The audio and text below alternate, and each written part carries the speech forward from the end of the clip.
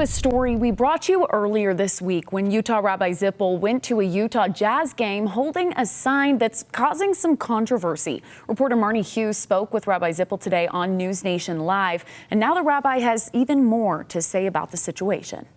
A Utah rabbi says he is disappointed at his favorite NBA team after it asked him and his fellow rabbis to take down a pro-Jewish sign that they held up at the game. The rabbi sat courtside at Monday's Utah Jazz game against the Dallas Mavericks, holding up a sign that said, "I am a Jew and I'm proud," aimed at visiting Mavericks player Kyrie Irving. Irving was disciplined by the NBA in 2022 for making an anti-Semitic social media post and for initially failing to disavow anti-Semitism. Rabbi Avrami Zippel says Irving saw the sign, commented on the signs, and then asked security to have them taken down. The Utah Jazz now responding, saying in part, if a sign becomes distracting or sparks an interaction with a player, we will ask that it be removed. The issue was the disruptive interaction caused by usage of the signs, not the content of the signs.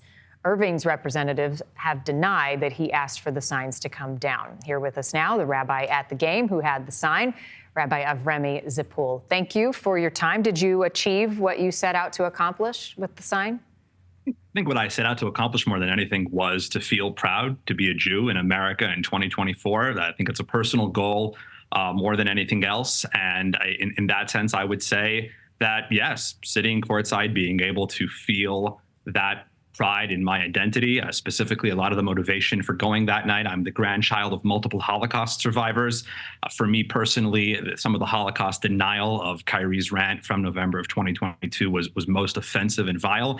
And so I think when you think about what was hoped to be accomplished by being there courtside, I think for me personally, feeling that sense of pride and identity in who I am, the sign does not call out anybody or denounce anybody.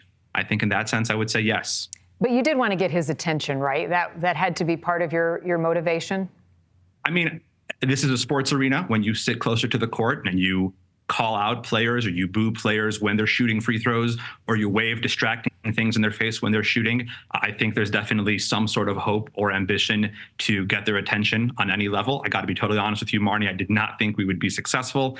It was not our first time sitting there. These guys are in a bubble and they're not really paying attention to signs that are literally this big courtside.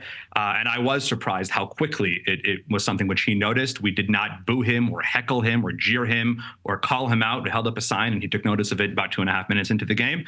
And that was somewhat surprising, yes. Right. And not only did he take notice. And that was News Nation's Marnie Hughes reporting. Rabbi Zippel went on to say that he still believes the Utah Jazz is a remarkable organization. He says he's still a Jazz fan, but he does mention that this is a lesson of what he's calling the unintended consequences of our actions.